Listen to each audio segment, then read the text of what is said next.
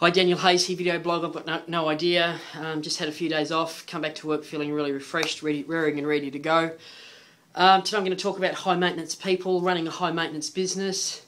I collect high maintenance people. I've worked for a number of franchises and a number of different companies, and when I've left, and I've always left on my terms, I was always said, you were high maintenance.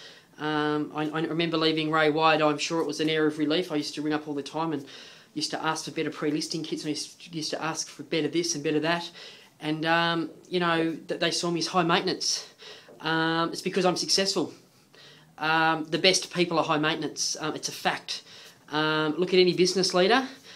Speak to their direct staff. They are a pain in the ass to work for. That they're always. It's like a thirst that can't be quenched. And it's the same in my business today. I look at the website, I like it, and then I want to change it. I look at our pre-listing kits, they're never good enough. We never have enough market share, there's never enough staff. Our questions, our scripts and dialogues need to be better. We're never doing enough training. Property management should be better. There's just so many areas that you can always look at to always improve. And I think, again, the real freedom for me is stepping out of running around like a lunatic, listing and selling it every day and trying to have a breather and look from the outside, looking in the business. I get to see what areas need fixing. And I think you're delusional if you own a business or run a business. And, there's a big difference between calling yourself a director of a business and listing and selling, and running around like a lunatic. To me, that's not being a director. That's you've bought yourself a job. I'm talking about directing a business. You're steering it through a marketplace that goes up and down on a weekly basis, and you're trying to steer it in the way of success. And success is defined differently for everyone. I know big businesses that aren't profitable. I know big businesses that I thought were successful that went under because of marketing, for example. The ego got carried away so much, they branded so much big that there was no profit left and eventually went under, and I've one in Melbourne where that happened. So, again, high maintenance. I love difficult people. I love people that have that thirst. I love robust discussion. The guys that work for me know me as quite a conflictual type person. It's because I believe, in fact I don't believe this, I know this to my very core, until you go head to head with someone on an issue, you don't actually get to the truth of it. I think the other stuff, and people use this word, and I've heard this because I've had a number of, over 4 years now, I've had a number of people come in and out of the business, particularly in the back end. When people start using words like this isn't a professional environment, or you're not professional about it, what they're saying is they're looking for mediocrity. So what I'm about, what my business is about, is the core, to the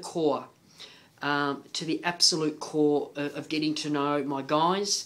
I've had I've had robust discussions with all the guys. We have the tough talks. They know where they stand, and they know who I am. And some people can't handle that. They don't want that, and that's okay. They don't work in my business. I've had guys that I've worked with here for 7 years. I've had guys that work for me now that I was the junior and they work for me now. So, people know where they stand. So for me, that's important as a business owner. Do I want to grow the business? Do I want to change the business every day? I'm unsure, and when I'm unsure about things, I do nothing. I don't just take a stab in the dark and go for it. I always make calculated decisions about my growth. We're certainly peaking in the 3216 market. In this area here, what do? I've got opportunities come my way. I can jump at them all, but I have to really make sure that it's not my ego, and I've got to make sensible, calculated business decisions. It's the way forward. And, do I want to grow at all? It is a pain in the ass running. I've ran 2 offices before. It's a headache. I know of people that run multiple offices and don't make a profit at all. So it's, which way do I go? So, I think, time is at time, time is maturity, just waiting waiting for the door to open, waiting for that right person to come along. Sometimes that's the best thing. But, you know, again, back to what I was talking about, difficult people, high-maintenance people, it's a cop-out word. The best people in the world, the best people in my life are challenging people, they're difficult people, and I never, ever take it personally. And I think that's the difference between average and super successful. That's the video blog for today.